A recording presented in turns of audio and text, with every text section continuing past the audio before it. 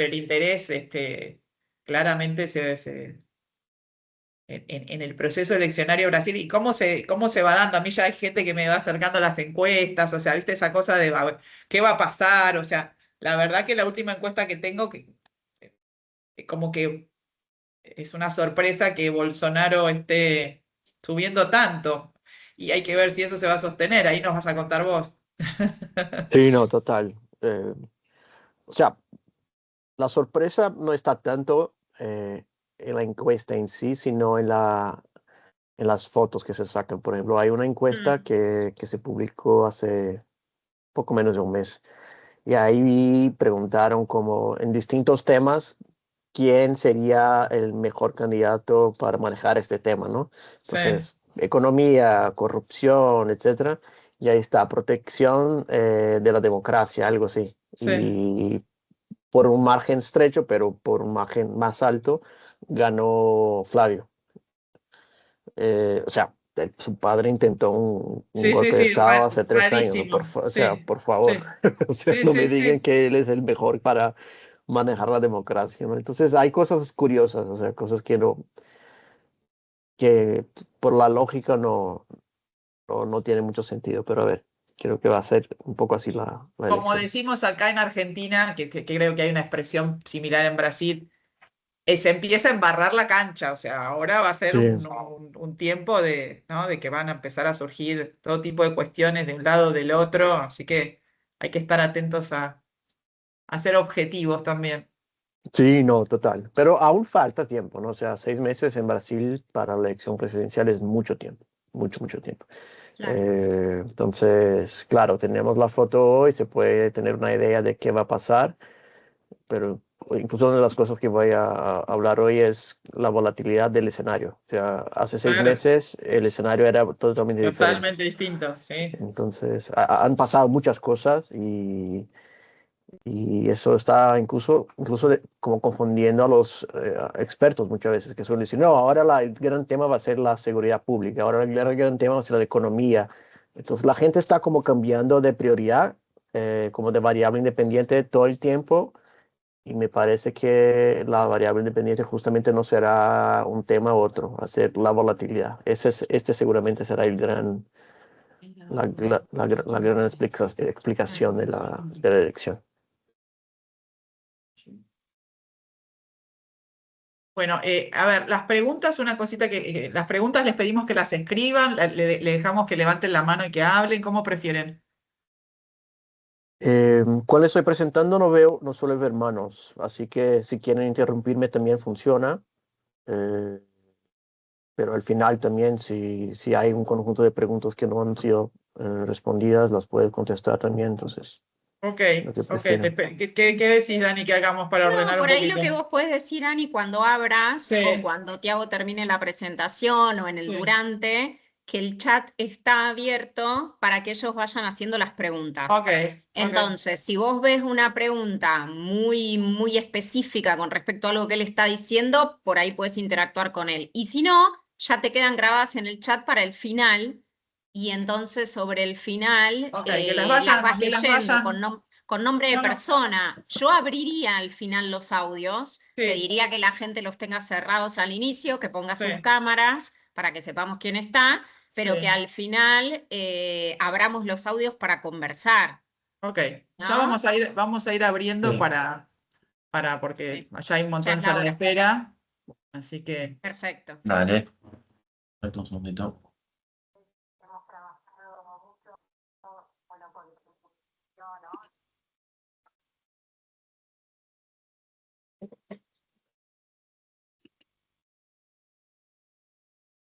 Y a ver quién está.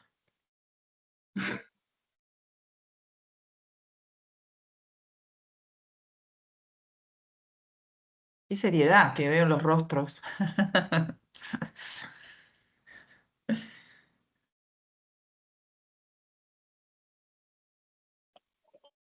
Buen día, Analia. Buen día. Y ahí está. Esto es espíritu Cambras. Alegría. ¿Cómo va? ¿Todo bien, José? Bien, buen día a todos. Bien. Hola.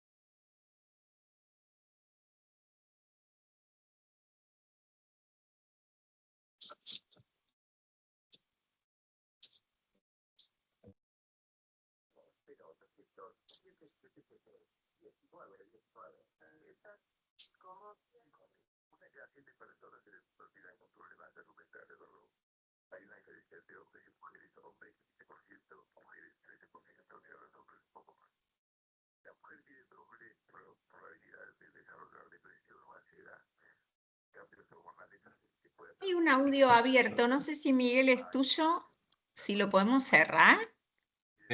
Parecía el doctor Cormillot, pero bueno, puede ser. Era la Sí, radio. algo de radio, pero Perdón, sí, estaba habilitado, perdón. nada fuera de Gracias. lugar, no te preocupes, pero así ya lo vamos cerrando. Vamos a esperar unos minutitos porque la puntualidad no es un fuerte, pero vamos a esperar unos minutitos más para empezar.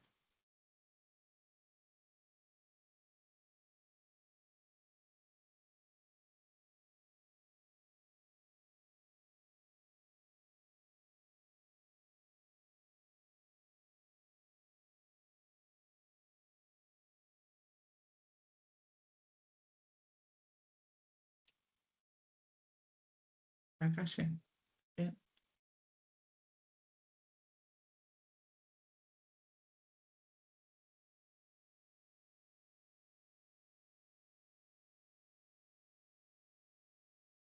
No. Sí, la ciclo de elecciones. Sí.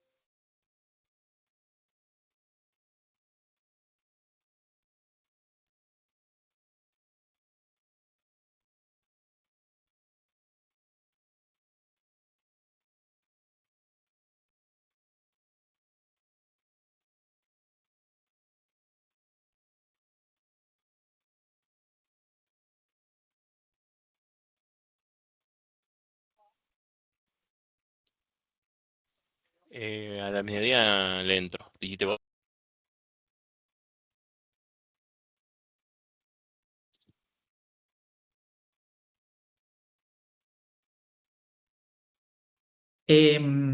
Tito, Tiago, si les parece, y 35 en un minutito empezamos y se va sumando la gente, así respetamos a los que se conectaron puntualmente. Dale, dale, perfecto. Dale.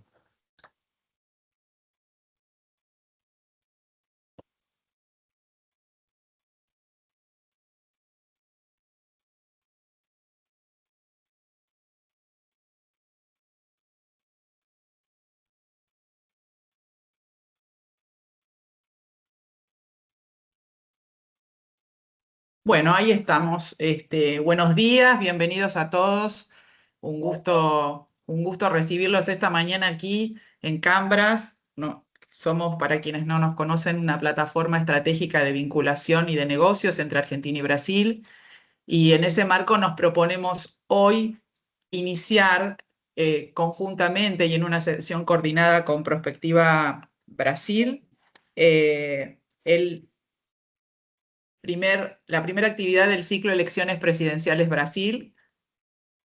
Entendemos que es muy importante el contexto político para esta plataforma de negocios regional y Brasil siempre es quien de alguna manera nos conduce la agenda, imprime el ritmo, nos brinda las oportunidades y a veces los desafíos para nuestras empresas, para nuestras compañías, y entender desde el sector privado qué está pasando en materia política y qué es lo que va a suceder, nos ayuda a tomar mejores decisiones.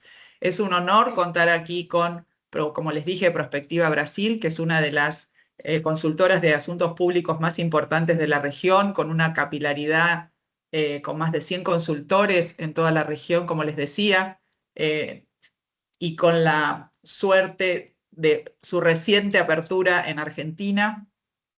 Para los que conocen Prospectiva saben de lo que hablo, pero para los que no lo conocen, bueno, tenemos la oportunidad, siempre estuvieron cerca, pero ahora están un poquito más cerca porque también están en Buenos Aires. Así que básicamente nos vamos a proponer hoy, más allá de la coyuntura, entender los escenarios, qué podemos esperar. Y le paso la palabra a Roberto Nolasco, que es el director de la Oficina de Buenos Aires, y si me autorizás, a partir de ahora para todos, Tito Nolasco. Autorizada, Ana. Bueno, muchas gracias por la presentación. Prácticamente ya no tengo que presentar la perspectiva, no hay nada mejor que a uno lo presente otro con tan buenas credenciales como lo hiciste vos. Para nosotros también es un orgullo y un placer estar acá en Cambras y haber formado esta alianza con ustedes para ir cubriendo todo el ciclo electoral. Vamos a estar compartiendo también durante el proceso electoral informes y materiales y participando de otros eventos con Cambras que, bueno, los socios van a tener acceso o exclusivo o primicia para esos reportes y esos informes. Perspectiva, como bien decía Ana, es una agencia que hace más de 25 años que existe en Brasil, que fue expandiéndose en la región y el último equipo que formó luego de Colombia y México es el de Buenos Aires. Hace 3 años estamos trabajando y este año abrimos oficinas, es todo un hito también para nosotros.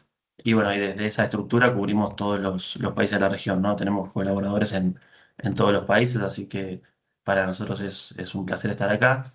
Hoy nos va a acompañar Tiago Vidal, que es el director de Macropolítica en Prospectiva Latam. Macropolítica es nuestro equipo especializado en análisis político. Tenemos ese equipo, pero también, bueno, damos servicios de análisis regulatorio, relacionamiento, posicionamiento estratégico de las agencias de asuntos públicos, ¿no? Así que, Tiago, todo tuyo. Ana, de vuelta, muchas gracias por el espacio y por esta alianza. Gracias, Tito. Gracias, Amelia, por la invitación. Es un honor estar con ustedes hoy, presentando este panel ahí sobre las elecciones Brasil.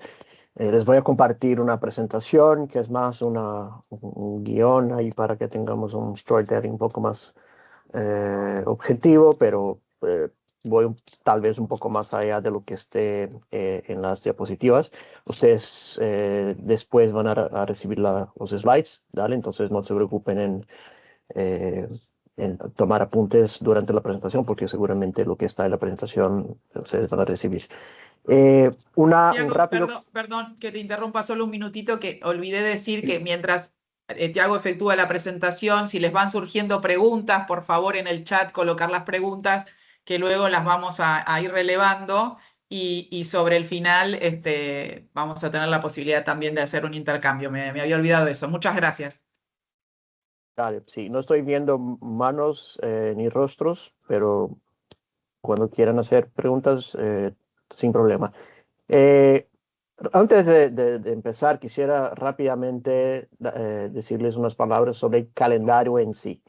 El calendario, justo les decía ahí antes de arrancar, que el calendario electoral en Brasil suele ser muy largo, porque aunque las elecciones, la primera vuelta sea solamente en octubre, este año será el 4 de octubre, y el balotaje ahí el 27, si no me equivoco.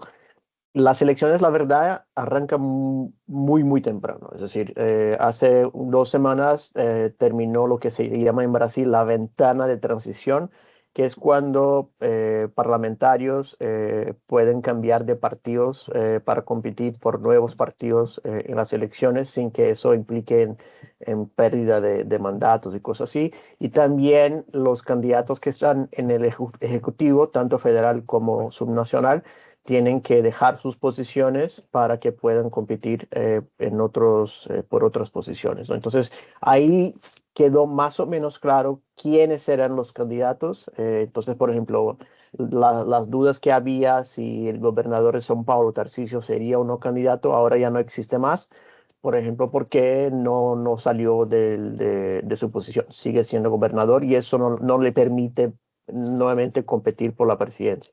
Entonces, fíjense que es un calendario que oficialmente arranca ahí en agosto con las convenciones partidistas y con el inicio efectivo del calendario de campaña, pero la verdad el calendario informal arranca muy temprano, o sea, arranca en abril, marzo. ¿Vale? Entonces ya estamos en ritmo de campaña.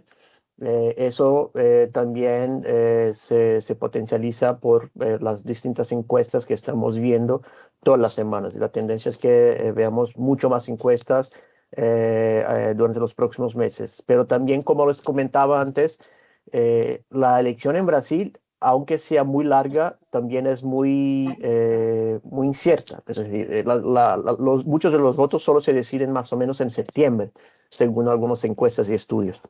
Entonces, va a pasar mucha cosa durante los próximos 6 meses, cosas que van a impactar las elecciones y cosas que no van a impactar las elecciones. Entonces, el objetivo de hoy es darles un pantallazo ahí un poco más tal vez estructural, también con algunas cosas más coyunturales para que ustedes puedan saber, dale, cuáles son los temas que de hecho interesan, los temas que no interesan y otros temas que no están en el radar, pero que seguramente podrían venir a impactar la coyuntura y por ende las elecciones.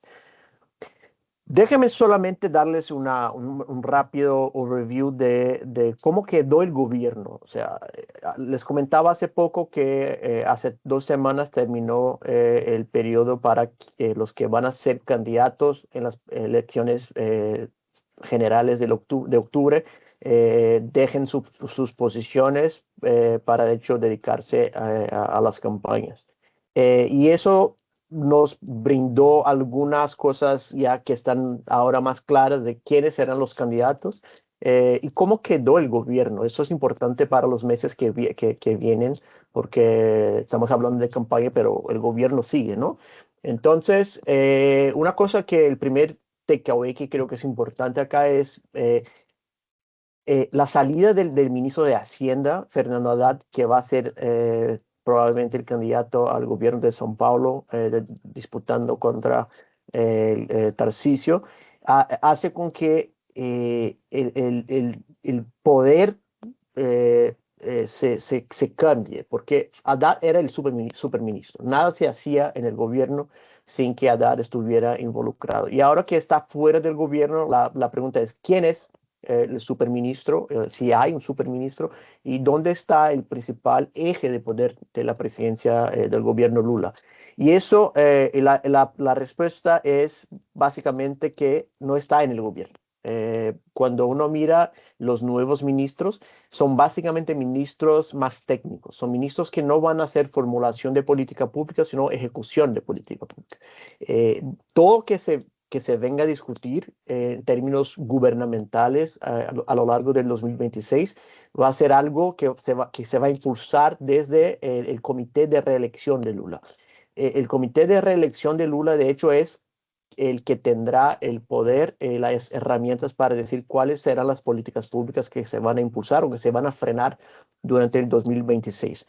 Eso incluye naturalmente el propio presidente, eso incluye los consejeros que no tienen muchas veces posición en el gobierno, pero que seguramente podrán tener una posición si Lula se reelige en octubre.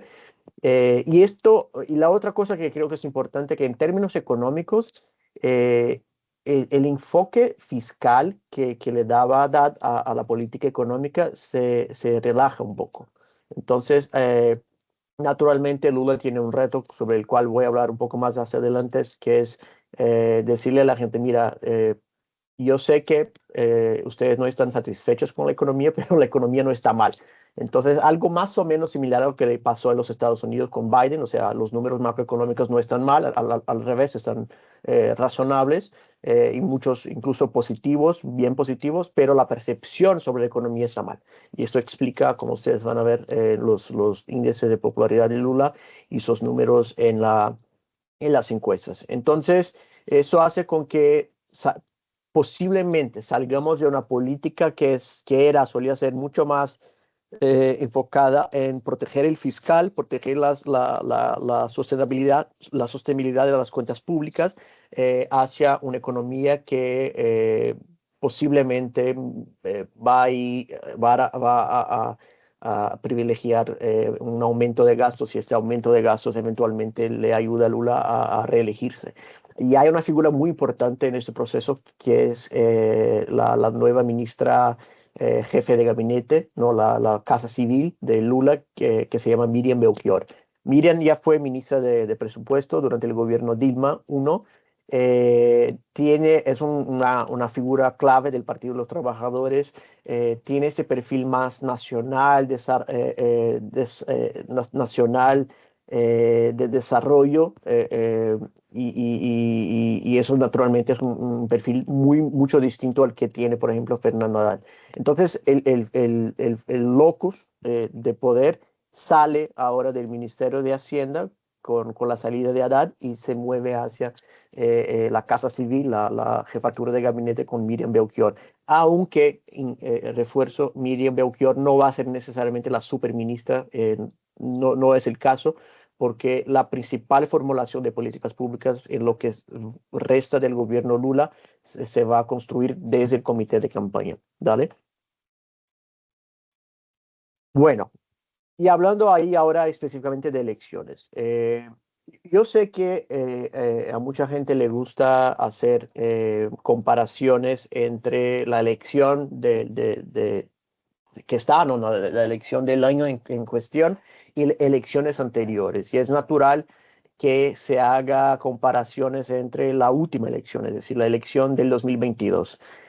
Pero acá en perspectiva, aunque entendamos las razones por las cuales muchos están mirando a 2022 como una proxy para lo que va a ser la elección del 2026, yo creo que lo mejor es que miremos al 2014. ¿Por qué lo digo? Porque en 2014 muchas de las variables que estaban en aquel momento están presentes hoy. Estamos hablando de un país, como les comentaba, en que se está empezando un proceso de preocupación con la situación económica. Es verdad que los datos económicos no están malos, estamos con la inflación bajo control, estamos con un PIB que no es excelente, pero que viene creciendo por alrededor del 2%, 2.5% hace 4 años, algo que es muy incomún en Brasil. Eh, las tasas de interés sí son un problema, eso sí, porque están mucho más altas, y esto explica, por ejemplo, por qué la gente no está comprando, porque la gente no está impulsando tanto la economía desde el consumo privado. Sin embargo, estamos por otro lado con un mercado laboral muy aquecido. Estamos con pleno empleo, básicamente. La tasa de desempleo está alrededor del 5%, que es básicamente pleno empleo. Entonces, claro, hay preocupaciones, sobre todo en lo estructural, en lo fiscal, pero los indicadores coyunturales macroeconómicos están positivos, lo que no significa que la gente esté satisfecha.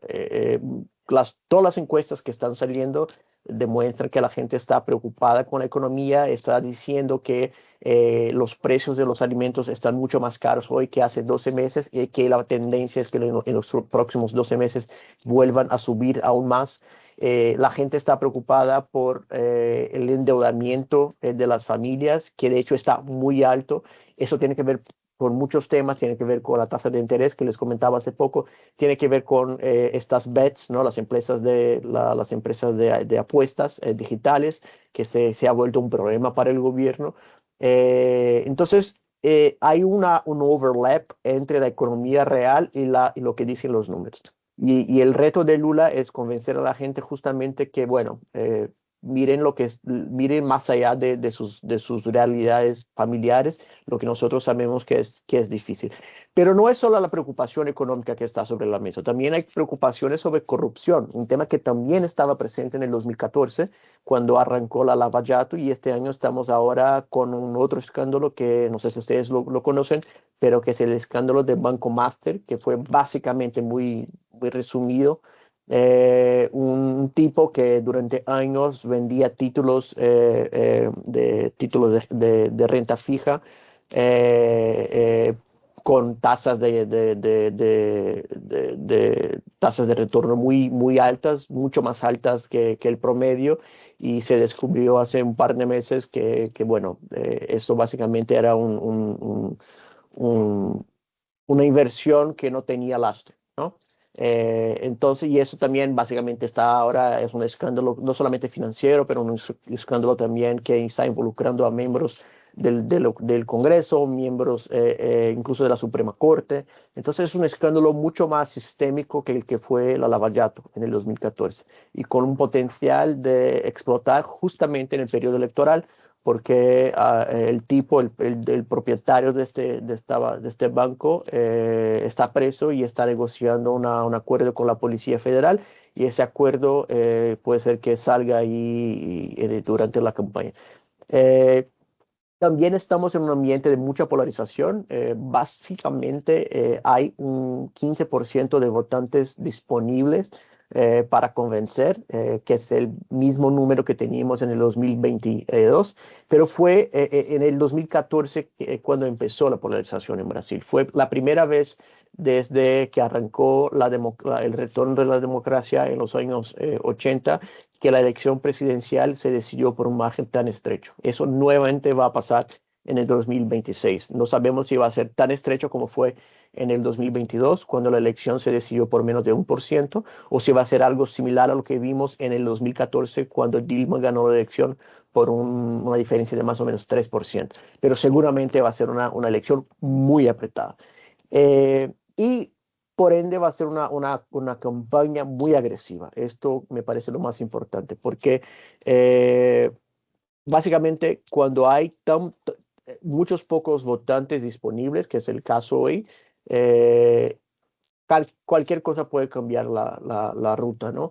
Y Lula y el Partido de los Trabajadores lo saben. Así fue en el 2014, y en el 2014 hicieron una campaña muy agresiva en contra de la ex candidata Marina Silva, que solía ser una aliada histórica de los Partidos de los Trabajadores, y que incluso está ahora, o bueno, estaba hace poco, hace 2 semanas, ministra del Medio Ambiente de Lula, y va a ser candidata al Senado por São Paulo también, para darle a Lula un poco de apoyo en ese estado. Entonces, si Lula y si Dilma en su momento hizo una campaña tan agresiva en contra de Marina Silva en el 2014, imagínense lo que van a hacer en contra de adversarios de una oposición como los Bolsonaro. Entonces, de hecho, va a ser una campaña muy agresiva. Eh, pero si tuviera que elegir una variable, y eso también les mencionaba antes de que arrancáramos la charla, no hay una única variable independiente en esta elección. Y eso es importante porque si ustedes vuelven al 2025, hubo un par de eventos que mucha gente describió como el evento clave de las elecciones de 2026. Entonces, cuando Trump, por ejemplo, el año pasado subió los aranceles en contra de Brasil, eh, tomó algunas decisiones en contra de magistrados, jueces brasileños. Mucha gente en Brasil decía, mira, la elección se va a decidir por un tema de geopolítica, por un tema diplomático, de protección de la democracia, protección de las instituciones, de nuestra soberanía. Y rápidamente esto cambió, porque rápidamente la relación entre los dos países mejoró. Incluso una relación personal que tiene Lula con Trump, que es un poco frágil, pero que está mejor hoy que estaba hace un año. Y vinieron otros temas. Entonces, por ejemplo, en octubre, ustedes seguramente se acuerdan que hubo la operación de la Policía Militar del Río, en unas 3 favelas en Río, y mucha gente dijo, mira, la elección ahora se va a decidir por un tema de preocupación con la seguridad pública.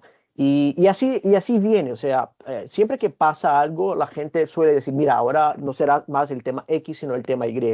Y eso se percibe en las encuestas. Si ustedes miran las encuestas, las curvas de preocupación social están cambiando todo el tiempo. Entonces, es verdad que la principal preocupación hoy son corrupción y seguridad pública, pero las curvas están cambiando todo el tiempo. Entonces, esta preocupación en la última encuesta Quest bajó un poco, creció un poco la curva de preocupación con temas sociales. Entonces, estamos en un ambiente, en resumen, muy volátil. Y la volatilidad es la principal variable de las elecciones brasileñas del 2026. Una, si es verdad, como creemos nosotros, que la elección se va a decidir por un margen tan estrecho, no sé si será 1% o 3%, pero será un margen estrecho, y si es verdad, como dicen las encuestas, que tenemos a un conjunto muy pequeño de votantes que están, de hecho, disponibles para decidir las elecciones, nuevamente, el 10-15% del total de votantes en Brasil, cualquier evento puede cambiar el escenario. Y eso es lo que está pasando. Y esto fue lo que pasó en el 2022. Básicamente, Bolsonaro perdió la elección en São Paulo y perdió la elección por un par de eventos que fueron muy problemáticos. No sé si ustedes se acuerdan de la congresista esa que salió con un arma ahí en las calles de São Paulo persiguiendo a un ciudadano que le estaba criticando.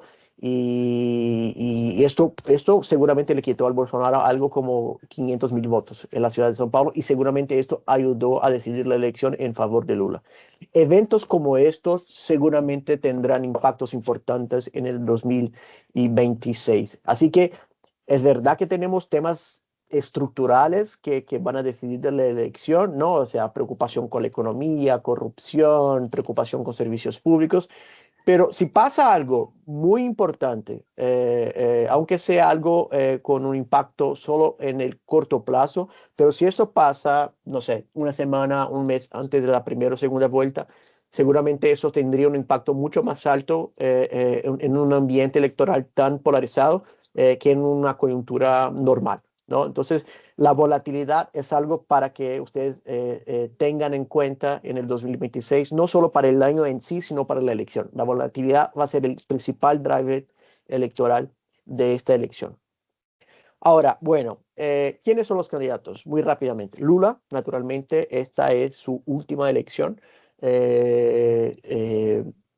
Hay como preocupaciones por la edad de Lula. Muchos están diciendo que podría no postularse si eventualmente el hijo de Jair Bolsonaro, Flávio Bolsonaro, continúa a crecer en las encuestas. No creo que eso va a pasar.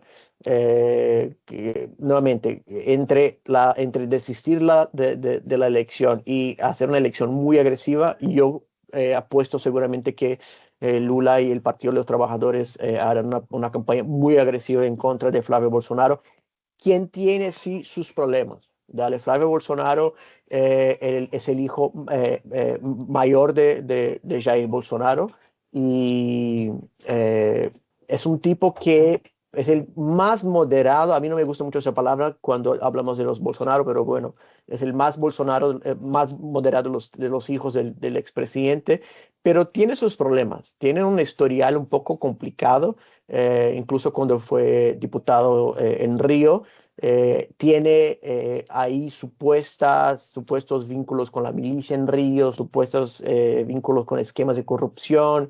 Entonces, seguramente no va a ser una campaña fácil. Estamos viendo Flávio crecer en las encuestas porque no estaba candidato antes, pero cuando arranque la campaña, de hecho, ahí en julio, y cuando empiece a hablar, ahí creo que podría tener ahí una visibilidad que le sea también negativa. Él ya fue candidato a una posición ejecutiva antes, fue candidato a la alcaldía de Río en el 2016, 2012, no me acuerdo bien, y le fue muy mal, le fue muy mal, fue un candidato muy frágil. Entonces, claro, estamos hablando de 10 años, en este periodo seguramente no mejoró como político, pero estamos hablando de un grupo político muy problemático que también tiene sus problemas y también tiene su fragilidad política electoral, así como Lula. Y por fin estamos hablando de Ronaldo Caiado, es el exgobernador del estado de Goiás, que es un estado agrícola básicamente. Caiado es un tipo que está en la política hace 50 años. Estamos repitiendo, la verdad, la elección del 89, porque en el 89 Lula fue candidato a la presidencia y Caiado también fue candidato a la presidencia de la República. Y entonces esta tal vez sea la última elección con rostros antiguos. Es muy probable que en el 2030 tengamos una elección limpia, es decir, una elección de candidatos que nunca han sido candidatos a la elección a la carrera presidencial en la historia democrática de Brasil desde los 80. Entonces, es una elección también importante en ese sentido. Caiado es un tipo que, bueno, todos los conocen, pero que no ha logrado como consolidar una imagen a nivel nacional. Entonces, puede ser que logre construir una candidatura alternativa, esta es su apuesta, pero tiene una dificultad que, bueno, si el tipo está en la política hace 50 años y hasta hoy no ha logrado una consolidación de su imagen a nivel nacional, aunque sea conocido por mucha gente, tal vez eso no sea posible en los próximos 5 meses. Otra dificultad que tiene es que cuando muchos hablan de candidaturas de alternativas, es que tanto Lula como Flavio tienen pisos muy altos. Estamos hablando de candidatos que arrancan con más o menos el 30% de los votos. Así que los demás candidatos, para que logren llegar a la segunda vuelta, tendrían que salir de un 6%, 5%, que es lo que tiene, por ejemplo, Caiado, a 25, 20%. Eso no es fácil. ¿Listo? Entonces, o sea, no diría que es imposible, porque no es imposible, pero no es fácil para un partido como el PC, que es un partido grande, pero que está apostando mucho más en las disputas subnacionales que en la disputa nacional, salir del 5 al 20, 25%. Entonces, Caiado también tiene ese problema. Si los pisos de Lula y Flavio Bolsonaro fueran más chicos, hay como 15%, tal vez eso le permitiera a Caiado, de hecho, ser más competitivo. Pero con los números que tenemos hoy, no diría que la chance de que tengamos a un candidato alternativo avanzando a la segunda vuelta sea probable. Nuevamente, estamos en un escenario muy volátil, todo puede pasar, pero con la foto que tenemos hoy, no veo a Caiado como un candidato competitivo al punto de avanzar hacia la segunda vuelta. ¿Vale?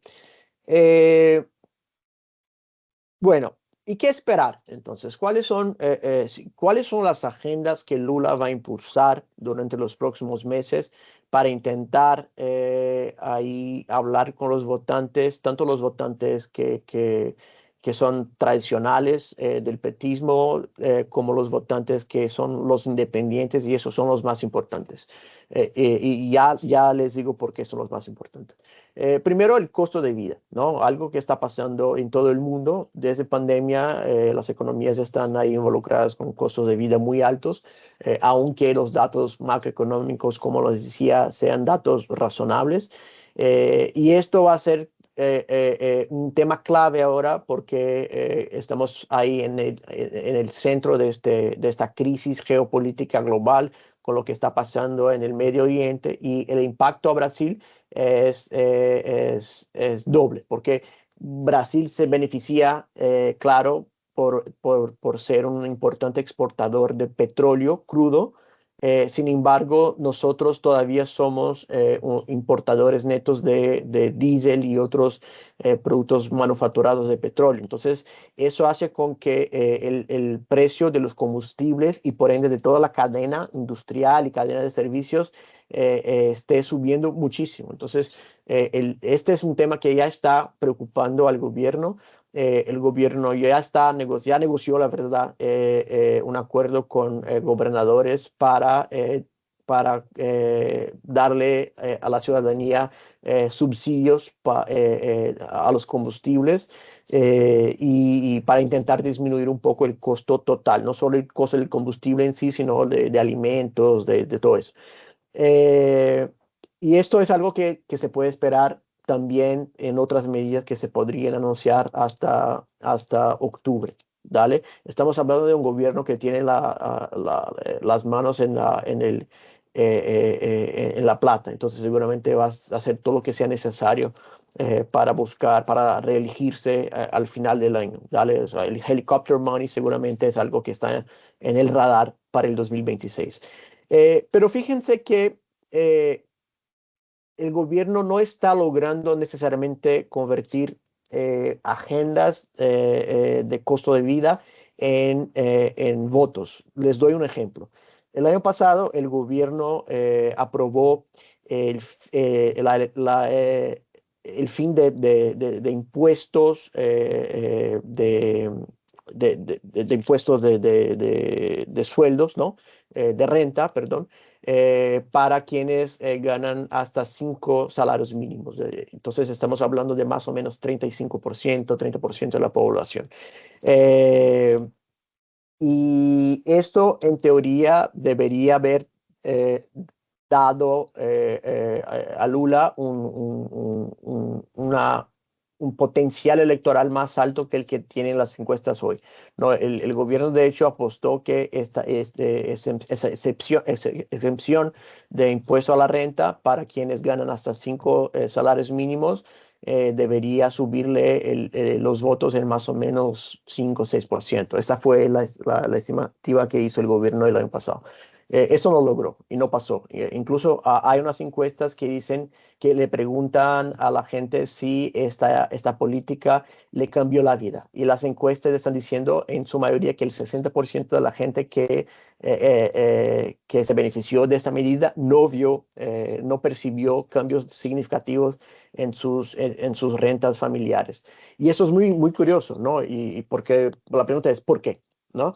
Y la respuesta es justamente por el nivel de endeudamiento que tiene la gente. Entonces, no hace mucha diferencia que la gente eventualmente tenga o pueda tener potencialmente 300 reales más al fin del mes por esta medida que aprobó el gobierno. Si por encima de esta renta la gente también tiene que pagar deudas y más deuda.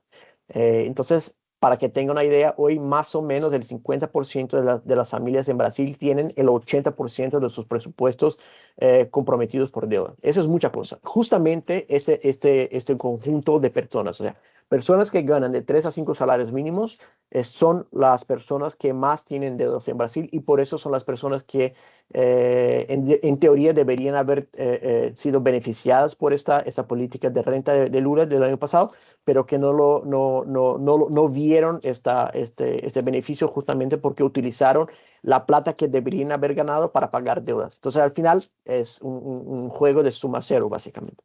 Entonces, el gobierno va a apostar no solo en políticas para disminuir el endeudamiento de las familias, bajar las tasas de interés de los bancos públicos para que los bancos privados también lo hagan, programas de renegociación de deudas con estos mismos bancos. No me parece que van a comprar deudas de las familias, eso no está sobre la mesa, pero van a facilitarles un poco la vida en términos de tasas de interés. Pero también están sobre la mesa otras medidas, por ejemplo, la reducción de la jornada 6x1, ¿no? Que es algo que el gobierno solo pensaba proponer en la campaña para si se reelige, proponer de hecho al Congreso del 2027, pero que ganó vida propia. Y ahora, ya esa semana, por ejemplo, la Cámara de Diputados va a votar la propuesta que acaba con la jornada 6x1. Y eso es súper importante porque estamos hablando de un país cuya economía se debe el 70% al sector servicios. Es decir, imagínense la cantidad de gente que hoy trabaja en el sector servicios, es decir, que trabaja en una jornada de 6x1 y que podría terminar el año no con 6x1, sino con 5x2. Entonces, en términos de potencial electoral, estas medidas que no son necesariamente financieras, tal vez tengan un potencial de conversión de votos favorables a Lula mucho más alto que, por ejemplo, medidas que sean solamente de helicopter money, como la medida del año pasado, que fue de exención de impuesto a la renta para esas personas que ganan de 3 a 5 salarios mínimos. Ahora, Estamos hablando de la elección presidencial, pero fíjense que en el 2026 vamos a tener la elección general, ¿no? Entonces vamos a elegir a presidente, vicepresidente, gobernadores, legisladores locales y también todos los 513 diputados y 2/3 del Senado, es decir, 54 senadores se van a elegir en el 2026. Y esta me parece que es la principal disputa, la disputa por el Senado, porque hay algunas encuestas que están saliendo hace ya unos meses que intentan evaluar cuál es el driver de la elección para el Senado.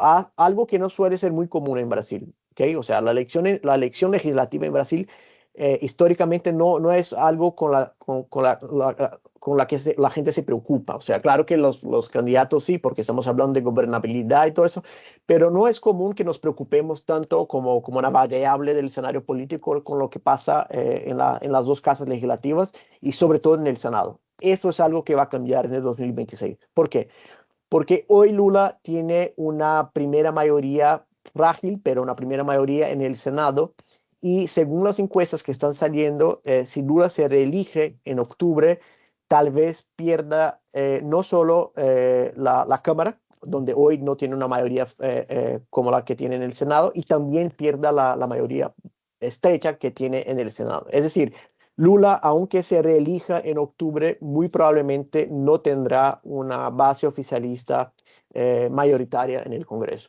Y lo que es más peligroso para Lula, en el Senado, cuando nosotros miramos los senadores que se van a quedar, es decir, los candidatos, los senadores que hacen parte del tercio, que no van a salir candidatos al Senado porque sus mandatos siguen hasta el 2031, de los que quedan, el 10% son senadores de la base oficialista y el 20% son senadores de la base de la oposición. Es decir, si el Senado que Lula encontrara en el 2027 fuera solamente el Senado de los que quedan, Lula tendría solamente el 50% de apoyo, el menos del 50% de apoyo en el Senado, mientras que la oposición tendría la mayoría. Y lo que es más peligroso para Lula, las encuestas están sugiriendo que los candidatos de oposición al Senado son los que tienen las chances de hecho ganar en esa elección. Es algo difícil de evaluar porque estamos hablando de dos posiciones, son dos vagas, ¿no? Al Senado. Hoy cada estado va a elegir 2 senadores y eso hace con que la combinación sea, las combinaciones, la verdad, sean múltiples, pero la tendencia es que tengamos a un Senado a partir de los que se van a elegir en octubre de candidatos de derecha y en algunos casos de extrema derecha. Porque cuando se les pregunta a la gente por cuál senador votaría en octubre, la mayoría de las personas dicen por un candidato al Senado que quiera aprobar el impeachment de ministros de la Suprema Corte, de jueces de la Suprema Corte. Y esto justamente por un tema de percepción negativa que tiene hoy la ciudadanía sobre el judiciario en general y sobre la Suprema Corte en particular, por lo que pasó con el 8 de enero, en que naturalmente la Suprema Corte se involucró con el juicio en contra de Bolsonaro y muchos de sus aliados. Ahora más recién por el tema del escándalo de Banco Master, que de hecho está involucrando al menos 2 jueces de la Suprema Corte. Entonces es probable no solo que Lula pierda la pequeña mayoría que tiene en el Senado, sino que esta mayoría que venga a ser una mayoría de derecha sea una derecha muy, muy agresiva. Entonces, Lula no está preocupado solo en garantizar su elección, su reelección, sino la elección de un grupo oficialista en el Senado que sea, aunque sea pequeño, o sea, aunque no sea la mayoría, sea un grupo que no le permita a la derecha tener la mayoría calificada de 54 votos. Pero hoy, si tuviéramos que estimar, naturalmente hoy la derecha tiene chances más altas de tener una mayoría calificada en el Senado a partir del 2027 que la base oficialista de izquierda, simplemente porque los que se quedan, el 20% de los que se quedan son de oposición.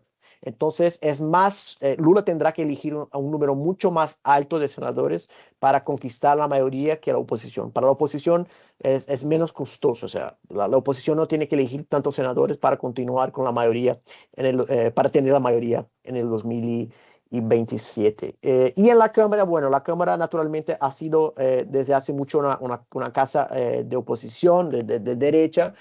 Ustedes seguramente han escuchado la palabra Centrón, que este es el grupo de partidos de centro derecha, que aunque sean en términos ideológicos conservadores, naturalmente negocian sus apoyos dependiendo de lo que se esté, de lo que se les regale en términos de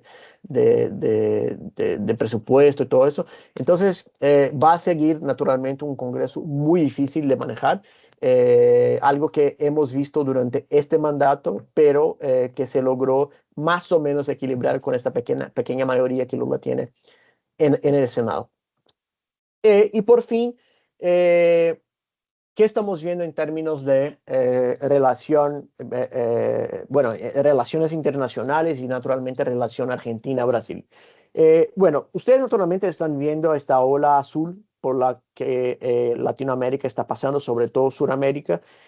Nosotros en Prospectiva, aunque utilicemos esta expresión, nos gusta más calificarla, porque la ola azul no es una ola por un vínculo estructural, ideológico que tienen los votantes en Latinoamérica con la derecha. Lo que está pasando, la elección de candidatos de derecha o centro derecha en Latinoamérica, en Sudamérica especialmente, tiene que ver más con una insatisfacción de la ciudadanía respecto a los gobiernos anteriores, que más con eso que con una inclinación de los votantes por los partidos de derecha. Entonces, les doy un ejemplo. El hecho de que, por ejemplo, en Chile, Boric no haya logrado entregarle a la ciudadanía los cambios que prometió durante su campaña en el 2021. Esto explica por qué ahora Kast se haya elegido en Chile y esté presidente. Lo mismo seguramente en Argentina, lo mismo naturalmente va a pasar en Colombia si eventualmente Petro no logra hacer un presidente de su propio grupo, aunque su chance hoy de hacerlo es mucho más alta que hace 6 meses. Entonces no tiene que ver con una vinculación, tiene que ver con una pérdida de paciencia de los votantes latinoamericanos con resultados en políticas públicas, en la economía, que no son positivos, o al menos positivos suficientemente para que vuelvan a elegir a esos mismos presidentes nuevamente. Entonces, se lo comento porque ustedes no deben encarar esta ola azul como algo que va a continuar. O sea, yo personalmente no creo que es imposible que en el próximo ciclo electoral tengamos una ola de centro o incluso una ola de izquierda nuevamente, porque nuevamente eso no tiene que ver con vinculación ideológica, tiene que ver con quién es el presidente de turno y cuáles son las capacidades que tiene el gobierno actual de promover los cambios que yo creo que son importantes para que mi vida mejore. Y eso es algo que nuevamente los presidentes de izquierda que están saliendo o salieron no han logrado hacer. ¿Vale? Entonces, esta ola no es una ola ideológica en términos de inclinación regional, y también tenemos que considerar que los países siguen con retos internos muy significativos. Entonces, los países siguen teniendo problemas fiscales importantes, siguen teniendo problemas con seguridad pública, y eso hace con que la atención de los presidentes sea mucho más direccionada hacia la agenda doméstica que la agenda internacional. Así que cualquier proyecto de integración regional, si avanza, va a avanzar solo si eso les permite a esos gobiernos entregarles a sus ciudadanos un resultado concreto, un resultado objetivo. Es muy improbable que veamos, por ejemplo, agendas como las que vimos en el inicio de los años 2000, con esos bloques más políticos que objetivos que impulsaron desde Argentina, desde Brasil, desde Bolivia. La integración, si avanza, será más en términos económicos, comerciales, que en términos políticos. Y naturalmente esto es algo que ya está ocurriendo, no tanto por un tema local, sino por un tema internacional. Entonces, los acuerdos, por ejemplo, que hemos visto desde el Mercosur, no han avanzado por una virtud del Mercosur. El Mercosur tiene problemas que se tienen que resolver, ¿no? Todos nosotros lo sabemos. Los acuerdos que se están impulsando, el acuerdo con la Unión Europea, el acuerdo con el EFTA, los acuerdos que se están negociando con Canadá, con México, con algunos países de Asia, son acuerdos que están avanzando o que han avanzado en los últimos 6 meses por la elección de Trump, ¿no? Y por el riesgo Trump, que no tanto en términos, el riesgo Trump hacia nosotros, sino el riesgo Trump hacia los europeos, los asiáticos, y así va. Entonces, es probable que veamos estos acuerdos avanzando, pero desde que, primero, generen resultados concretos a la ciudadanía, y segundo, porque vienen desde una coyuntura internacional más compleja y menos por un interés regional, menos por una vinculación ideológica entre los presidentes. Los presidentes siguen mucho más preocupados y los gobiernos siguen mucho más preocupados con lo que está pasando en términos domésticos que en el plano internacional. Ahora, naturalmente, si gana Lula o si gana Flavio Bolsonaro, que hoy son los que tienen ahí las chances más altas de vencer, eso cambia un poco el pantallazo de la relación bilateral que tendrán Brasil y Argentina a partir del 2027. Es verdad que Lula no tiene una relación personal muy sólida, muy amigable con Milei, pero la relación bilateral sigue avanzando, ¿no? O sea, me acuerdo de una reunión que tuvimos en el Ministerio de Relaciones Exteriores de Brasil cuando ganó Milei, y nos dijeron, mira, no es porque ahora Argentina tiene una agenda tiene un presidente liberal de derecha que no tendremos ninguna agenda, ¿no? O sea, muchos de los temas que incluso no avanzaban con los peronistas ahora van a avanzar y ya están avanzando porque el interés del gobierno, del actual gobierno, es avanzar con esta agenda o con este conjunto de agenda que no avanzaba antes. Entonces, esto es particularmente verdad en la agenda de energía. No, Brasil está muy interesado en avanzar en una integración de la infraestructura de energía, sobre todo con todo lo que está pasando en Vaca Muerta, para disminuir nuestra dependencia hacia, sobre todo, los bolivianos. Entonces, estas inversiones en infraestructura, acuerdos eventualmente entre el gobierno argentino y la Petrobras, son cosas que ya están ocurriendo, que van a continuar a ocurrir aunque Lula gane las elecciones en octubre. Lo mismo con Flavio Bolsonaro, o sea, es una agenda inercial, transversal. Seguramente vamos a ver ahí visitas, viajes de Flavio Bolsonaro a Brasil y viceversa, pero la agenda no es tan diferente, o sea, la agenda que interesa no es tan diferente, gane Lula o gane Bolsonaro, porque la agenda que está es la agenda de integración regional, ¿no? Y la agenda en general viene no solo desde la relación bilateral, sino del Mercosur. Y nosotros sabemos que, bueno, Brasil, como ustedes mencionaron en el inicio de esa presentación, es el país en el bloque que suele tener la mano fuerte en términos comerciales por una cuestión económica, ¿no? Entonces, ese es el escenario que vemos para la relación bilateral a partir del 2027. No vemos muchos cambios en términos estructurales en la relación bilateral Brasil-Argentina. Ahora, ¿cuáles son cosas que se tienen que mirar ahí, que son puntos de atención? Una cosa tiene que ver con qué pasa con el Mercosur, porque si gana Flavio Bolsonaro, el único miembro tradicional de Mercosur que no será derecha será Uruguay, ¿no? Con Orsi. Así que este deseo que se ha planteado en la región y en el bloque de que que los países miembros del Mercosur puedan hacer acuerdos comerciales más fácilmente sin que esos acuerdos se tengan que pasar por la aprobación de los demás miembros, eso es algo posible, ¿vale? Entonces, con gobiernos liberales de derecha, en la mayoría de los países del Cono Sur y del Mercosur, eso es algo que podría pasar. No lo veo tan probable porque sabemos que hay agendas, hay intereses por detrás, ¿no? Intereses de industrias, etcétera, pero es algo que gana un poco más de fuerza que antes, ¿no?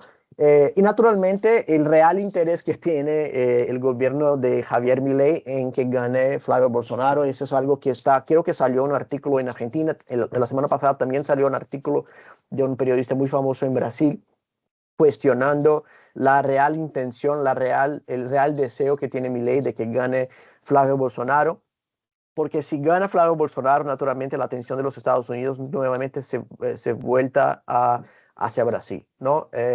Al menos desde un punto de vista político. Y eso posiblemente le quitaría a Milei un poco de atención en un momento en que naturalmente los dos países están muy cercanos y para Milei es muy importante que mantenga una relación positiva con los Estados Unidos por todos los temas cambiarios y monetarios que tiene Argentina hoy. Pero yo no creo que este tema sea tan importante, diciéndoles la verdad, porque la relación que tiene Brasil con los Estados Unidos va mucho más allá de lo personal, o sea, mucho más allá de eventuales problemas personales que tenga un presidente de izquierda con Trump. Ya estamos viendo muchos acuerdos avanzando con los Estados Unidos, por ejemplo, acuerdos en términos de minerales críticos, a pesar de este supuesto mal momento que vive Brasil y Estados Unidos, ¿no? Entonces, yo no creo que eventualmente una elección de Flavio Bolsonaro necesariamente va a quitarle prestigio a Milei o va a quitarle cuestiones objetivas, sean financieras, comerciales, porque ahora está un presidente de derecha liberal en Brasil. Porque la verdad es que la relación de Brasil con los Estados Unidos sigue positiva y ha seguido positiva a pesar de un mal comienzo de tensiones que hubo el año pasado entre Lula y Bolsonaro y Trump. Entonces, me parece mucho más una cosa que, claro, preocupa, pero no creo que va a ser lo que de hecho le quita a Milei de las condiciones de continuar teniendo una buena relación con los Estados Unidos. Entonces, claro, puede ser que Flavio Bolsonaro visite a Trump, puede ser que Trump finalmente nombre a un embajador fijo para Brasil, pero nuevamente eso no significa que Argentina va a perder el prestigio que tiene con los Estados Unidos o que plata necesariamente va a salir de Argentina en dirección hacia Brasil. Entonces, es algo que vale la pena comentar porque sé que es una preocupación que ustedes tienen, al menos por lo que ha salido en prensa y desde algunos expertos, tanto en Argentina como en Brasil también. Bueno, ese es el crudo de la presentación. Yo sé que ustedes probablemente se están preguntando, dale, Tiago, pero en términos de escenarios, ¿quién va a ganar? ¿No? ¿Cuál es el escenario, o sea, base que ustedes plantean hoy para la presidencia de la República en el 2027? Como les comenté, esta va a ser una elección de un margen muy estrecho. No creo que sea posible, sinceramente, decirles va a ser Lula o va a ser Bolsonaro. Hay quienes digan, mira, pero Lula está con las herramientas gubernamentales en la mano, tiene la clave de la plata, y eso le hace más fácil la vida, entonces el que esté en el gobierno seguramente es el favorito para ganar. En teoría sí, ¿no? O sea, si estuviéramos en un ambiente político normal, como el que fue hasta el 2010 más o menos, les diría, sí, Lula es favorito porque está en la presidencia. Pero fíjense que el Bolsonaro también estaba en la presidencia en el 2022 y perdió. Entonces, esta explicación, aunque razonable en términos objetivos, no me parece suficiente para decirles, Lula es favorito apenas porque es presidente. Así que lo que estamos diciendo es, mira, no hay favoritos. Hay candidatos muy competitivos, que es el caso de Lula y es el caso de Flavio Bolsonaro. Si la elección fuera hace menos de un año, cuando pasó todos los temas de aranceles entre Brasil y Estados Unidos, este tema seguramente le habría favorecido a Lula y Lula habría ganado la elección en este momento. Si la elección fuera hoy, creo que Lula no ganaría la elección. Pero fíjense, estamos hablando de una elección que va a ocurrir en 6 meses y como la variable independiente, como les comentaba antes, es la volatilidad política, la volatilidad económica y geopolítica. Lo que está pasando hoy no es lo que va a pasar en 6 meses. Mucha cosa podrá pasar.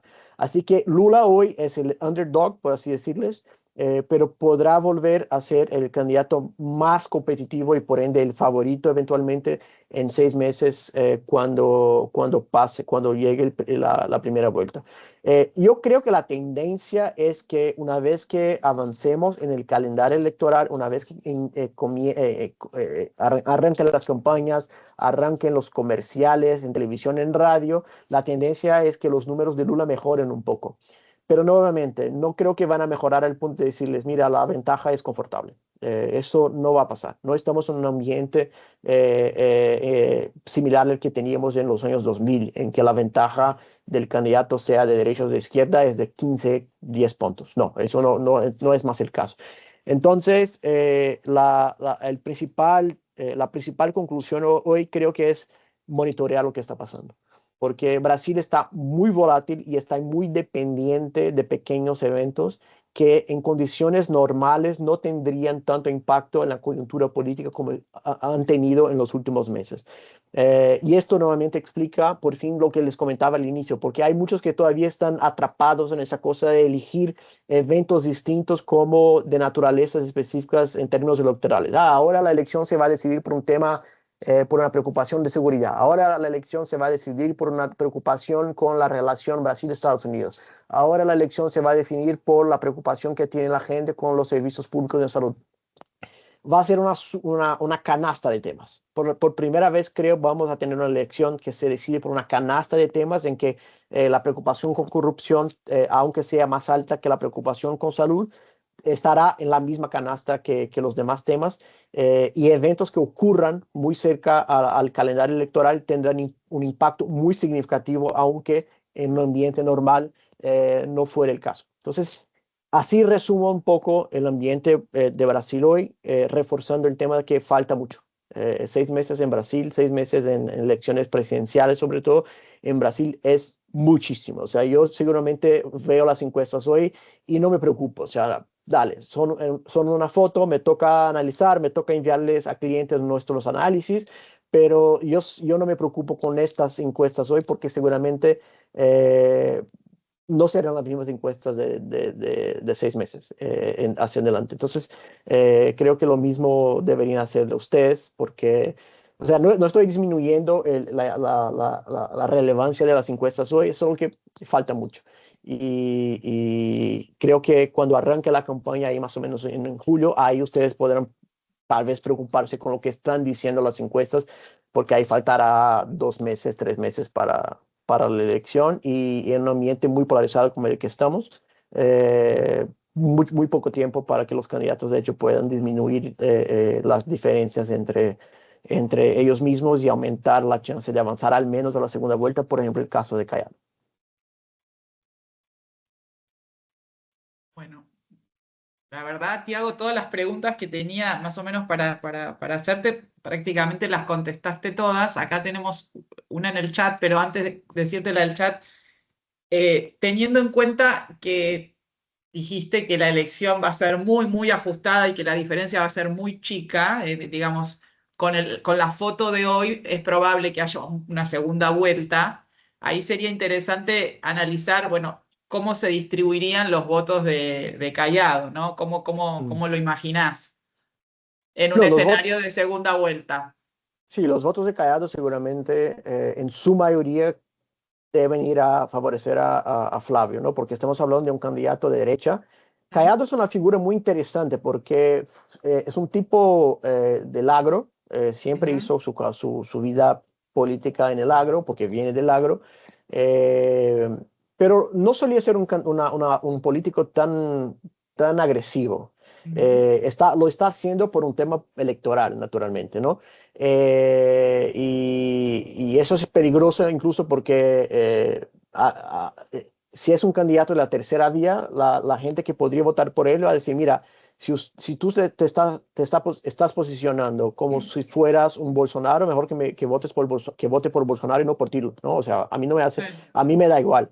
Entonces es una figura muy interesante en términos políticos porque tendrá que hablar con un candidato más hacia el centro y más hacia a la derecha también. Pero la tendencia es que la mayoría de sus votos vayan a Flávio Bolsonaro.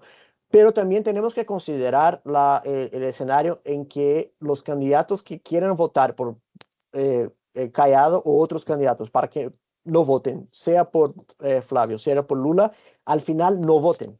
Y eso hace con que los votos inválidos, ¿no? Como se llama acá en Brasil, crezcan respecto al 2022. Entonces, los votos inválidos, esos podrían subir por gente que decide no votar en la segunda vuelta sobre todo. Eso es algo que se tiene que monitorear también y al final eso naturalmente favorece al candidato que esté ganando las elecciones. Entonces, si Lula avanza a la segunda vuelta por un margen un poco más amplio que la que están diciendo las encuestas, y si los votos inválidos, sea los no votos o los votos nulos crecen, esto tiende a favorecer a Lula al final, ¿no? Porque el escenario permanece más o menos igual. Otra cosa importante, si me permites, Analía, es que es mirar quiénes serán los candidatos a vicepresidente, porque hay dos estados que seguramente serán los principales en Brasil para esta carrera presidencial. São Paulo, no, naturalmente, que es el estado más grande, el estado con más gente, más votantes, y el estado de Minas Gerais. Minas Gerais es el estado que tiene la mayor cantidad de municipios, casi 1000 municipios, un 20% de los municipios de Brasil. Es un estado en términos geográficos que es casi un microcosmos de Brasil, porque tiene una región más cercana a la región noreste, una región más cercana a los estados del sur. Entonces, el perfil de los votantes en Minas Gerais es casi que un promedio de los votantes de Brasil. Y el ex gobernador de Minas, que ahora quiere postularse a la presidencia, es un tipo muy popular, muy popular. Dejó el gobierno con algo como 60-70% de popularidad. Y seguramente, si es un tipo de derecha, que salió de esta ola de derecha del 2018 en que ganó Bolsonaro, y si eventualmente le apoya a Flavio y si eventualmente incluso compite con Flavio como su vicepresidente, que es creo un escenario muy posible, esto le daría a Flavio una chance significativamente alta de no solamente avanzar hacia la segunda vuelta, como ganar en la segunda vuelta, porque Lula casi pierde en Minas Gerais en el 2022. Y es casi nuestro Ohio, es casi como un swing state brasileño. Ningún presidente, ningún de los presidentes de Brasil desde la democracia ganó la presidencia sin ganar Minas Gerais. Entonces, el que gane Minas básicamente gana la elección. Y Lula casi pierde Minas en el 2022. Así que si Zema, quien es el ex gobernador que ahora quiere postularse, apoya a Flavio y se postula a vicepresidente junto con Flavio, esto le quita un apoyo muy importante a Lula en un estado clave como es Minas para su reelección este año. Buenísimo. Acá tenemos una pregunta de José María Alionca del estudio O'Farrell. Dice, ¿es realmente probable que la delación en el caso del Banco Master ocurra antes de las elecciones? Y en ese caso, ¿sería esto determinante para llevar a la diferencia en favor de Bolsonaro? ¿Qué tanto este escándalo podría contrapesar contra otros de Flavio que seguramente imputarán o saldrán? Finalmente, con Flavio al poder y con un Senado, ¿qué cambios estructurales se ven y especialmente el destino del Supremo? ¡Wow! ¡Qué pregunta! Wow. José está súper al tanto de lo que está pasando en Brasil, por lo que él pregunta. No, mira, primero, respecto a la primera pregunta, es probable que la delación ocurra durante la carrera, la elección. Los expertos en temas legales están diciendo que la conclusión de la delación podría darse justamente semanas antes de la primera vuelta. Es decir, la delación va a ocurrir seguramente durante la campaña presidencial Y el tema en Brasil es que hay muchas cosas que salen de la Policía Federal que no deberían salir, ¿no? Y que llegan a la prensa, y esas cosas seguramente van a tener impactos en la elección. El tema, José, es que al menos basándome en lo que sabemos todos nosotros, los que están involucrados en teoría son gente de derecha, son los partidos y parlamentarios de derecha y centro derecha. La izquierda, claro que hay gente de izquierda, pero gente que no es tan importante. Por ejemplo, nadie del círculo más cercano de Lula, ni siquiera el propio presidente, supuestamente está involucrado con este escándalo. Entonces, la delación, la tendencia es que perjudique mucho más la derecha que a la izquierda. Ahora, el problema para Lula es que la delación, porque es un tema de corrupción, va a alimentar un poco ese sentimiento anti-establishment que está muy pesado en Brasil, como estuvo, como les comentaba, en el 2014. Entonces, aunque la izquierda, aunque Lula no estén involucrados, aunque la derecha sea en teoría la principal víctima de esa delación, de ese escándalo, al final Lula podría ser una víctima de esta delación, de este escándalo de corrupción, porque la gente va a decir, mira, estoy cansado de corrupción, estoy cansado de escándalos de corrupción, y Lula sabemos que tiene un vínculo historial con escándalos de corrupción, ¿no? La Lava Jato, el Mensalão. Entonces, la imagen de Lula es muy negativa, o sea, el rechazo a Lula es del 60% más o menos. Y cuando se les pregunta a la ciudadanía quiénes mejor manejarían la corrupción, temas de corrupción, la mayoría de la gente dice Flavio Bolsonaro y no Lula. Por un margen estrecho, pero dicen que Flavio Bolsonaro manejaría mejor temas de corrupción o anticorrupción en este caso que Lula. Ahora, ¿qué tanto impactaría también a Flavio? No creo que tanto, porque no creo que los Bolsonaro en sí estén involucrados, pero como comentaba al inicio, Flavio también tiene sus problemas, ¿no? Flavio también tiene sus problemas, sus supuestos vínculos de corrupción con las rachadinhas, que fue ese tema de pagos ilegales en la Asamblea Estatal de Río, supuestos vínculos, y estoy enfatizando supuestos acá, por favor, con las milicias en Río. Eso depende mucho más de la manera con que el Partido de los Trabajadores va a hacer la campaña en contra de Flavio que de estos eventos, porque estos eventos ya son conocidos. O sea, cuando Flavio fue candidato al Senado en el 2018 junto con su padre a la presidencia, todos esos eventos salieron a la prensa. O sea, toda la gente sabía de esos supuestos vínculos de Flavio con milicias y con corrupción. Y esto no fue suficiente para, bueno, tumbar la candidatura de Flavio, ni siquiera de Bolsonaro. Entonces eso depende mucho de la manera con que la candidatura, la campaña de Lula va a construir la narrativa en contra de Flavio. Por eso les comentaba, el Partido de los Trabajadores es muy bueno en hacerlo. O sea, si hicieron una campaña muy agresiva en contra de Marina Silva por un tema mucho menor, en el 2014, imagínense lo que van a hacer en el 2026 en contra de Flavio, que es hoy el principal candidato en contra del Partido de los Trabajadores. Entonces, nuevamente, depende más de la manera como se construye la narrativa que el evento en sí, porque la gente ya conoce el historial que tiene Flavio en términos de corrupción, supuesta corrupción y milicias. Y al final, esto también, para concluir, eso puede favorecer algo que también les comentaba, que es el voto nulo. O sea, la gente puede terminar y decir, mira, si me toca votar por dos corruptos, mejor que no vote por nadie. Entonces me quedo en la casa, porque mejor que no salga a votar por quienes están postulando la segunda vuelta. Entonces hay una chance de que la no participación y los votos inválidos aumenten este año, considerando los candidatos que están postulándose a la presidencia.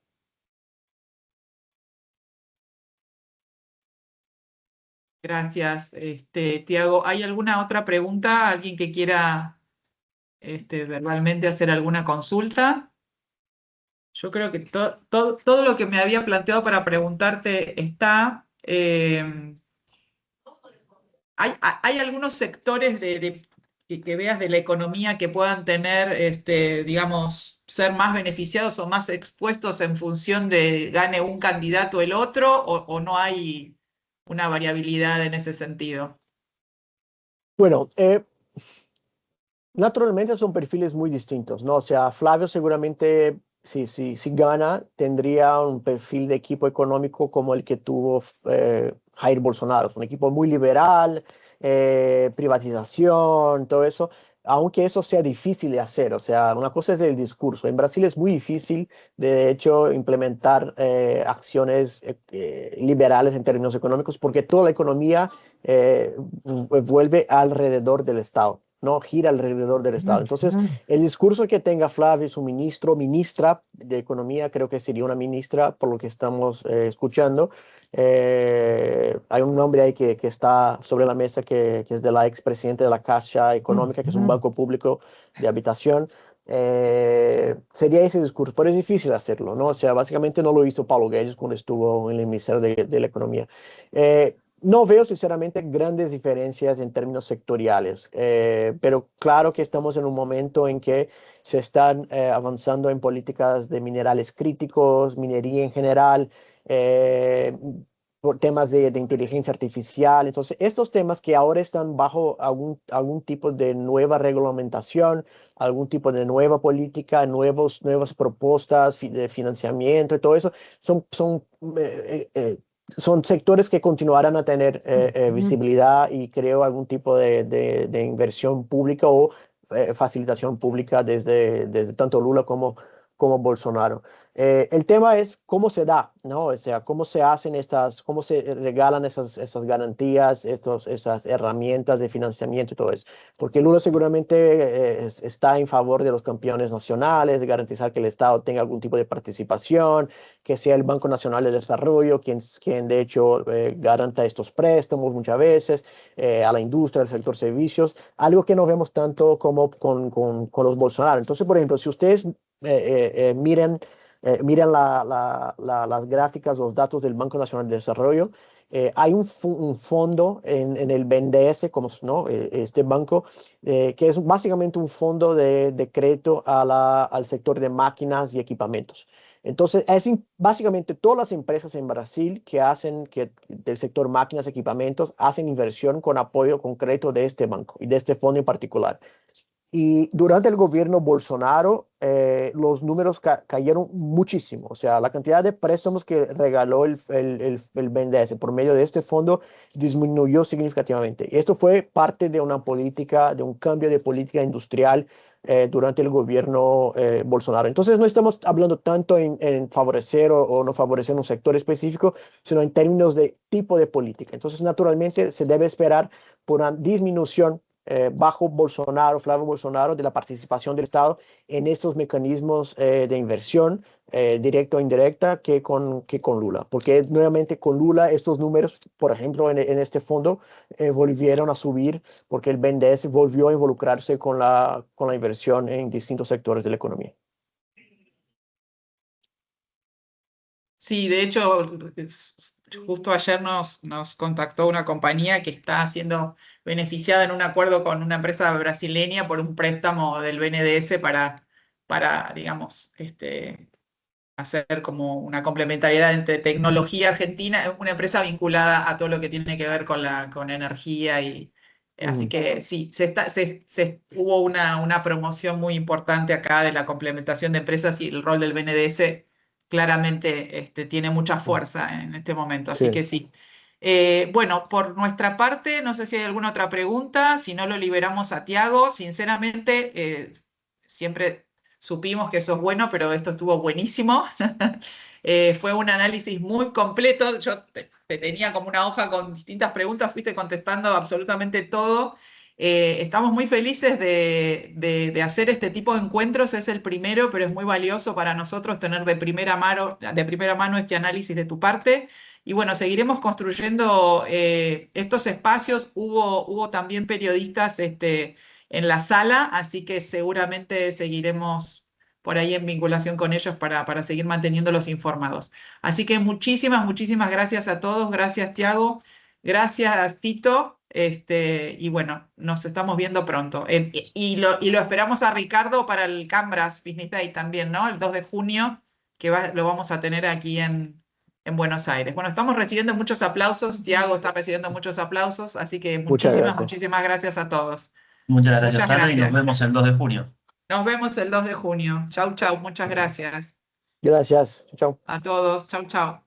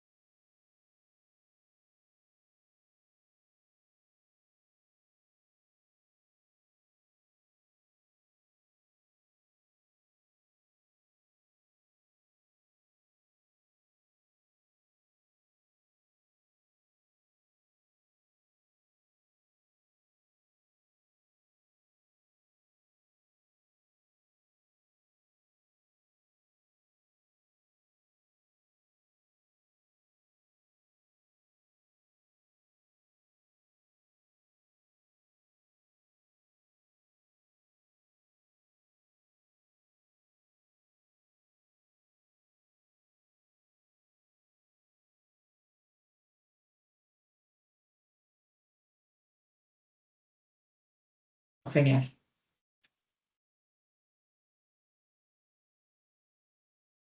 Si puedo ir al baño. Me siento. Puedo ir al baño. ¿Sentís todavía? A ver, quiero saber de los que se conectan.